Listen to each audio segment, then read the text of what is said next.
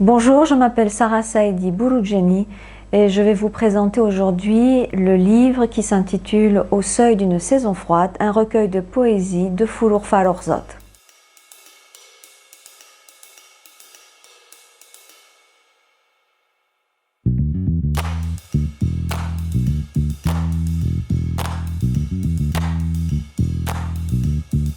En Iran, les principaux chefs-d'œuvre de la littérature sont des œuvres poétiques. Elles sont les joyaux du patrimoine culturel. La poésie est une évidence autant qu'une nécessité. Avec la poète Foulour Farrokhzad, la poésie en prose atteint des sommets. Elle est née le 27 décembre 1934 à Téhéran dans une famille nombreuse dominée par les traditions patriarcales. Très tôt, elle commence à écrire des poèmes et son premier recueil, La Captive, paraît en 1952 alors qu'elle n'a que 18 ans. Elle adhère à un groupe de jeunes poètes organisé autour de Nimoy Yushij, qui est considéré comme le précurseur et l'initiateur d'une nouvelle poésie, la poésie en prose, qui va tenter de sortir la société iranienne du carcan de ses traditions ancestrales. Sous l'égide de ce père de la poésie moderne, la nouvelle vague rompt avec la métrique traditionnelle et ouvre la voie à l'expression d'un lyrisme très personnel inspiré des romantiques européens. Dans une lettre écrite en 1954, Foulour Farrokhzad dit avoir été influencé par des poètes notamment français, Charles Baudelaire et la comtesse de Noailles. D'ailleurs, sa poésie sera souvent imprégnée du sentiment de mélancolie.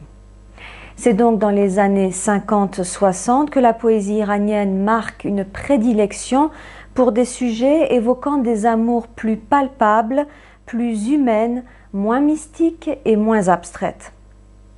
L'image que Foulour renvoie de sa condition de femme rompt avec l'imaginaire collectif d'une époque jugée trop classique. Elle apparaît alors comme l'incarnation parfaite de cette femme nouvelle. Elle sera l'auteure de 4 autres recueils de poésie intitulés Le Mur, La Rébellion, Une autre naissance et Croyons à l'arrivée de la saison froide, son œuvre posthume qui compte encore aujourd'hui parmi les œuvres les plus structurées de la poésie moderne persane du XXe siècle.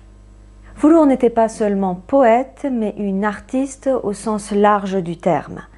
En 1962, après plusieurs mois de séjour en Europe, elle réalise son premier documentaire, La Maison est noire, qui raconte la vie des lépreux dans le sanatorium de Bobodori à Tabriz. Ce film est couronné de succès. Il remporte en 1963 le Grand Prix documentaire du festival Oberhausen en Allemagne. Les plus célèbres poètes de sa génération ont salué son travail.